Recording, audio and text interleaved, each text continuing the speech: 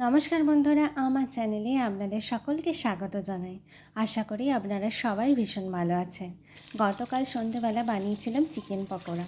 পকোড়াটা একটু অন্যরকমভাবেই বানিয়েছিলাম, তাই ভাবলাম ভিডিওটা আপনাদের সাথে শেয়ার করে নিই।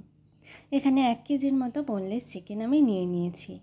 আর নিয়েছি কাঁচা দুধ, আদা রসুনের পেস্ট, লবণ, স্বাদ মতো, ধনে জিরে গুঁড়ো আর নিয়েছি কাশ্মীরি লঙ্কা কালার হওয়ার জন্য। একটা বাটির মধ্যে যে মিশ্রণটা তৈরি করে নেব সেখানে আমি বড় চামচের 6 চামচের মতো ময়দা নিয়েছি, আর নিয়েছি 3 চামচের মতো কর্নফ্লাওয়ার আর স্বাদ মতো লবণ। আপনারা চাইলে গোলমরিচের গুঁড়ো এর সাথে অ্যাড করতে পারেন। অনেক রকমভাবেই তো পকোড়া বানিয়ে দেখেছি বন্ধুরা। একটা হয় কর্নফ্লেক্স দিয়ে, আর একটা বেসনের ব্যাটারের মধ্যে ডুবিয়ে। তো এটা আমার কাছে বেস্ট লেগেছে, কেননা এর মধ্যে আমি ডিম দিইনি। আর দেখলাম তেলটা কিন্তু খুব বেশি টানছে না। আর আমরা তো সবাই হেলথ কনসিয়াস মানুষ, যাতে তেলটা একটু কম খাওয়া যায়, আবার তো মাঝে মাঝে এই ধরনের খাবার খেতেও ইচ্ছে করে, তাদের জন্য কিন্তু খুব উপকারী, খুব ভালো এটা।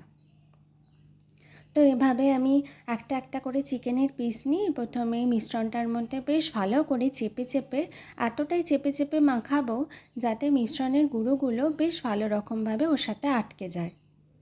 তারপর একটি বাটির মধ্যে জল নিয়ে সেই জলের মধ্যে ডুবিয়ে নিয়ে আবার আমি মিশ্রণটার মধ্যে বেশ ভালো রকমভাবে চেপে চেপে আবার মাখিয়ে নেব।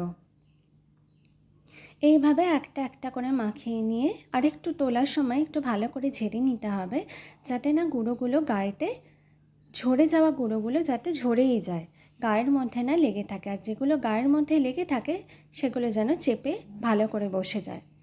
আর এই অবস্থায় বন্ধুরা আপনারা ফ্রিজিং করেও রেখে দিতে পারেন। যদি ভাবেন যে বেলার দিকে করে রাখি বা রাত্রের বা সন্ধেবেলার দিকে ফ্রাই করব, সেটাও করতে পারেন। তাতে কিন্তু ক্রাঞ্চিনেসটা আরও বেশি বেড়ে যায়, আমি করে দেখেছি। আর এটাতে এত বেশি মুচমুচে হয় যে চিকেনটা খুব হালকা হয়। ফ্রাই করার পরে দেখছি চিকেনটা বেশ হালকা মতন হয়েছে, খেতেও কিন্তু খুব ভালো। আপনারা কিন্তু বাড়িতে অবশ্যই ট্রাই করবেন। এই ভিডিওটা আমি অন্য আরেকদিন বানিয়েছিলাম চিকেন পকোড়া ঠিক এরকমভাবেই। সেটা আমি রিলসে দেখিয়েছি খুব শর্টে। তো কিছু বন্ধুর অনুরোধে আবার আমি একটা লং ভিডিও করে আপনাদের সাথে শেয়ার করতে বাধ্য হলাম। দেখুন, একদম কিন্তু তেল টানিনি। যেটুকু টেনেছে সেটা অল্প সামান্য, সেটা তো হবেই, যেহেতু ডিপ ফ্রাই করা জিনিস। তো খেতে কিন্তু অপূর্ব হয়েছিল, খুব ভালো খেতে হয়েছিল। আর ম্যারিনেশনের সময়টা যদি আরও একটু বেশিক্ষণ দেওয়া যায় তাতে কিন্তু কথাই নেই, আরও জমে যাবে। আমি কিন্তু ম্যারিনেশনের সময়টা খুব বেশিক্ষণ দিতে পারিনি। তো এবার তো সার্ভ করার পালা। অবশ্যই কিন্তু বানাবেন আর আমাকে কমেন্ট বক্সে জানাবেন আপনাদের কেমন লাগলো।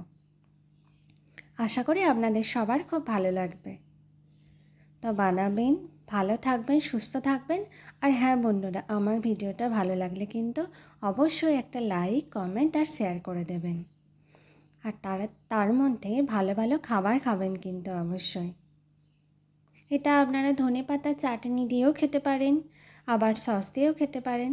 আমাদের যেহেতু সস দিয়ে ভালো লাগে তাই সস দিয়েই খেয়েছি, দারুণ জমেছিল।